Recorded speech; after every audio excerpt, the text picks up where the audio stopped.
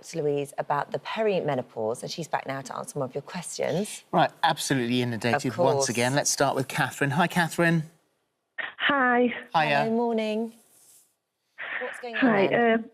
Hi. I've been feeling anxious, having night sweats, palpitations, long mood, and generally feeling like I'm going crazy for a while. I went to my GP suspecting it could be perimenopause, but my FSH blood test has come back as 10, so she's told me it can't be peri, and she's just given me antidepressants.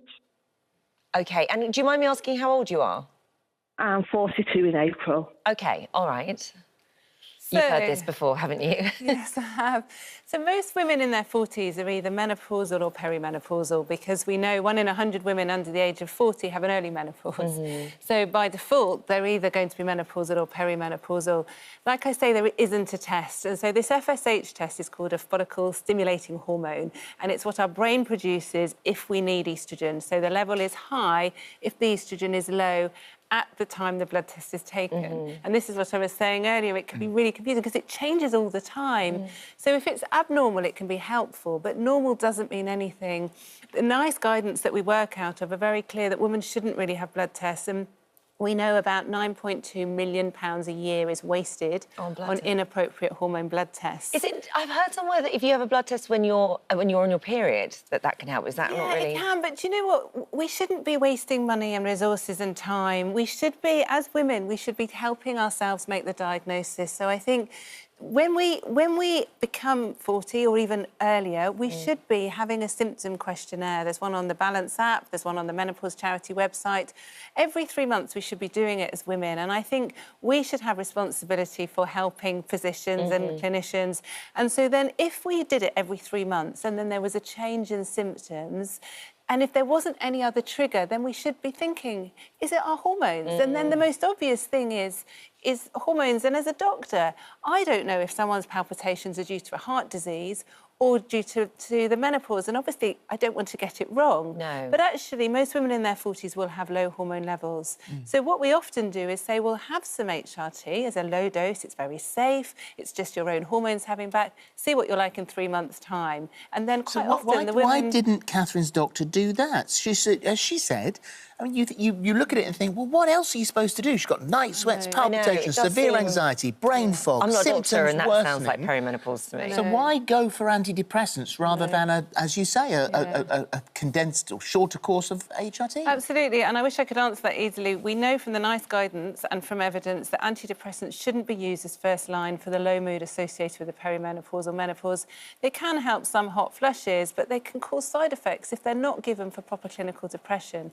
If people have clinical depression, then of course they can have HRT as well, and we know that women who have oestrogen on board, the antidepressants are more likely to work. So we don't want to be excluding people who are clinically depressed, but this lady's got other symptoms as well, which you quite rightly say are likely to be due to oestrogen deficiency. So what does she do? Then help her. Then she needs to go back, actually. And so what we're recommending, actually, a lot of people to do is to download the Balance app, create this health report, which has the symptoms there. And then as women, we can go and say, these are my symptoms. I've read about the perimenopause. I've read about how safe HRT is. I'd like to spend the next 9.5 minutes of my consultation talking about how I can get some HRT. And if that clinician hasn't had training, then perhaps they could point them into the direction of someone that has. And we're finding that a lot more clinicians are really finding that helps their consultation, rather than all these other symptoms that are, you know, there you go, taking Catherine. Does that help, Catherine? It does, thank you. I'll download the app and do that. Thank you. Well done, you. Right, well done. Let's get to Karen now. Hi, Karen.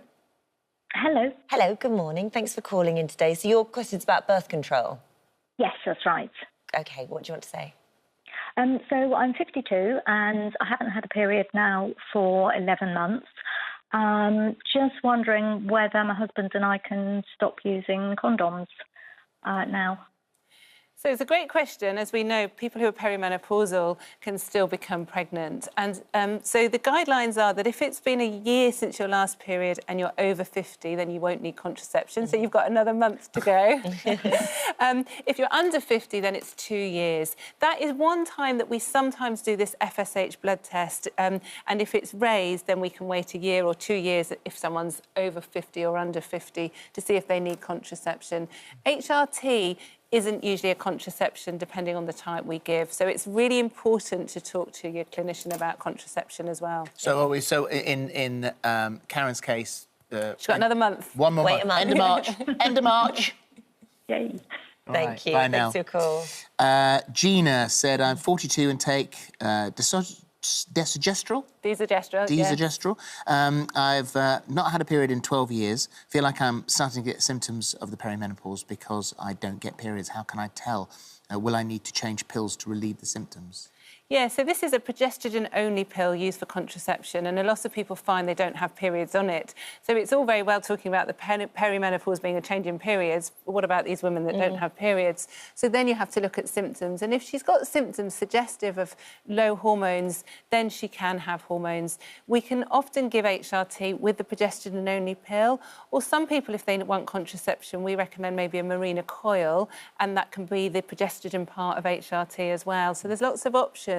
But progestogens on its own or the Mirena coil is not HRT. HRT always contains estrogen and then sometimes testosterone as well. So it's very important that she talks to her physician or clinician about having alternative hormones and trying. Like I say, there's no harm having 3 months of HRT to see it. And a lot of people, they need the right dose and type for them. We're all different. We all, you know, the needs are different of different types of hormones, different doses. But actually, in 3 months, women should be experiencing some improvement if their symptoms are related to their perimenopause. OK. Danny says, I'm 36 and currently experiencing symptoms including erratic periods, really bad mood changes, no sex drive and bad headaches. I'm wondering if I'm going through perimenopause. Both my mum and Nan were around my age when they went through it. I think I'm driving my partner away with my constant mood changes. And that's the problem, isn't it? This is kind of the byproduct of going through something like this and not having the correct treatment. And it's really hard for partners because they look at this person that they adore and love and they're changing. And we see so many people whose relationships have broken down. And, you know, they say, I still love my partner, but a relationship is not the same. Our physical relationships aren't there. But even just things like holding hands, they're saying, well, that triggers a hot flush. I don't want any sort of, any intimacy at all. And, you know, that's really sad, isn't it? Because it's all driven by a hormone deficiency that's very easy to treat. And so the important thing is talking, actually, and getting the right information, not just for us as individual women who are going through it, but our partners as well. And then involving them in treatment choices as well, and really trying to get help and to talk, as we've said before, acknowledging your symptoms, writing them down, going to a healthcare professional. And we've got the NICE guidance that now came out 6 years ago showing how safe HRT is, how women should be allowed it. We've got the shared decision-making guidance from NICE that came out last year. So we should be empowering ourselves as women to get the treatment that we deserve. Yeah, without a doubt. Emma says, I'm perimenopausal. My GP gave me estrogen patches, which I have been taking for the past 6 months. Can I take anything else alongside this as I'm still experiencing symptoms? I have brain fog. Can you give me advice? Yeah, so there's different types and different doses of HRT. So it's not just a magic bullet, one size fits all. So there are different strengths of oestrogen patches. And so some women just need more. We sometimes give doses that are higher than the licensed dose because that skin type is different. So what I absorb through my patch might be different to what someone else absorbs through their patch. And that's when sometimes we do a blood test to see how much oestrogen is being absorbed in the bloodstream.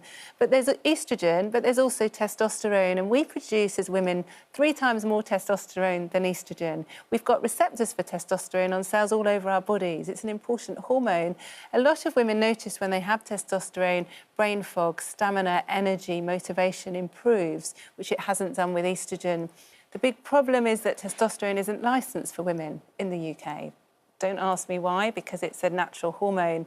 So we can prescribe it on the NHS, the male testosterone in lower doses, or there is a female Australian testosterone cream that we're really hoping is going to be licensed later this year. OK, thank you. When you say you often give doses that are higher than licensed... Yeah. What does that mean? So basically, when a drug is licensed, it has certain criteria, but it also has certain ways of how you're allowed to prescribe it, almost. But we give about 20% of doses and drugs off licence. So say, for example, if a baby has bad reflux, we give medication that isn't strictly licensed for that cause. Or for giving antidepressants sometimes for migraines, it's not a licensed indication. But licensing doesn't mean it's not safe. It just means they're very strict. And actually, HRT isn't licensed for the perimenopause, it's only licensed for the menopause. Madness, isn't it? Yeah. So what we do if something's not licensed is we look at the evidence and we use common sense medicine, and that's what we're doing here. OK. Hayley says, I'm 35 and I've been experiencing symptoms of the menopause for almost 2 years. My periods are very frequent and I'm bleeding more. I was always happy, but now I feel miserable and snappy, which is not who I am. I've lost my sex drive and I'm sweating all the time. My doctors are not much help. I've been dieting and exercising for about 4 months and not seeing any progress. What should I do? It's the same, really. It's trying to get the right help that she needs and deserves, because it sounds like it's her hormones. And, you know, you can do all the dieting, all the exercise you like, but without your hormones, it's not going to work. It's the same as if someone had an underactive thyroid gland. They'll put on weight, they'll feel sluggish, they'll feel slow. Without the replacement hormone, they're not going to feel better. Of course, all women who are perimenopausal or menopausal need to look at their diet, their exercise, their sleep and everything else. But often that's so much easier to do when you've got your own hormones back. Estrogen is a really important hormone for our bodies. We're evolutionarily designed to have estrogen in our bodies. That's why we've got receptors everywhere in our cells. We know these biological processes work with estrogen. So What do you say to a partner who's watching this now and is seeing the person that they love and that they know changing in front of their eyes? What do they do? Well, through the balance-menopause.com website, we've actually got an area for partners, and so we've got information there. We've got a booklet. We've got some more information from other partners that have helped us write it, actually, because it's really scary for them, actually, to see their partner changing visibly in front of them. And often they have been refused treatment, maybe for the wrong reasons, and they want to be there as an advocate. They want to help, but they don't know how to. And also, you know, mood, temper really changes. I was bile to my husband, so how does he talk to me when all I'm doing is being cross, you know? And so if they understand, and if I wish my husband had said, Louise, have you thought about your hormones? I mean, do you wish he'd said that? Because I'm just thinking about that. What would your reaction have been? At that time? Like, how do you approach Well, actually, that? it was my daughter, who's now 17, but it was 6 years ago, so she was only 11, and she said, Mummy, you're so cross. You're like some of my friends just before they have their periods. When's your period due? And I was like, oh, my goodness, I haven't had one for 4 months. Obviously, now I realise the penny's dropped, so she mentioned it, actually. Yeah. And there's no reason that children can't mention it. We've heard from Maria. No, of course. We should be talking about it at school. My 10-year-old will tell me which of her teachers are menopausal. Yeah. And actually, that's fine. It's just, it is a natural process, but it's not natural that we can ignore that there's treatment options. That's the whole crux of it all, really. But also, if you're going to bring that up in conversation, then tread carefully, I assume. Yes, but I think a lot of people are very grateful. We've got a lot of organisations, there's a lot of workplaces talking about the menopause. But you know what? It really saddens me because they're talking about it, great. They're reducing their hours, not great. They're giving up their jobs, this is awful. And for me as a physician, I know there's a treatment that 90% of women aren't getting in the UK. What else in medicine are people being denied treatment? Maybe better to have an awkward conversation than live with something that's Absolutely. like labour and decision. Absolutely. But also yeah. know that when you get to the doctor, that the doctor's actually going to do what you want them to do. That's so important. More training there, more understanding. So crucial. And that's a lot of, you know, what we're going to do with the government task force. It's really important to enable people to have easy information, easy education, and not just doctors. We're doing a lot of work with pharmacists, actually, as well, and nurses, because these people are key to really making a difference. All right, thank you very much. Right.